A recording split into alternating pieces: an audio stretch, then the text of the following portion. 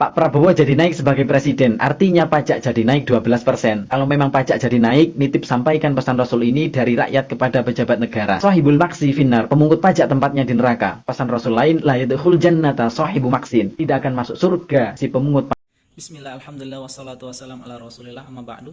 Baik, menanggapi dari si Fulan barusan, bahwasanya beliau mengharamkan pajak dengan dalil inna sohibal maksi finnar, ataupun juga dalil lain la yadakhulul jannata sohibul maksin atau sohibu maksin. Maka kami koreksi, kami kritik bahwasanya yang dimaksud hadis itu bukanlah pemungut pajak yang disebut al-maksu, akan tetapi yang disebut al-maksu di situ ialah orang yang memang menarik harta ataupun komoditas ataupun suatu barang dengan cara paksa, dengan cara ilegal, tidak ada aturannya. Mereka menarik hanya beberapa perorangan saja dalam menarik al-maksu itu ataupun harta tersebut.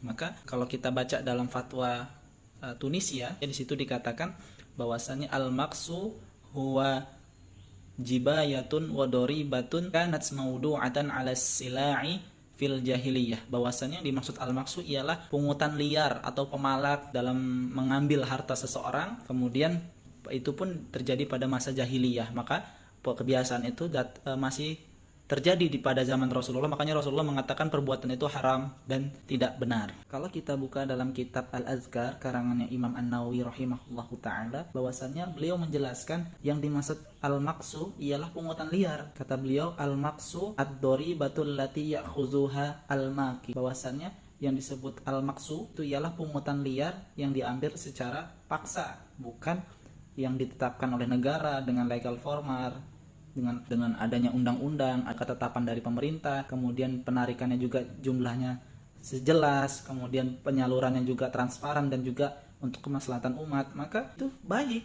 bukan hal yang diharamkan maksud dalam al-maksud dalam hadis Rasulullah ini. Maka sebenarnya banyak sekali pemikir barat, kalau kita baca-baca itu banyak sekali yang mengambil konteks dalam keislaman. Banyak sekali pajak itu sebenarnya mereka tetapkan dalam sebuah negara, di pemikiran barat, dalam sebuah negara barat sana mengambil dari konsep Islam dalam zakat. Jadi ini sebuah khazanah keislaman yang dikembangkan oleh orang pemikiran barat. Maka ini sangat luar biasa gitu.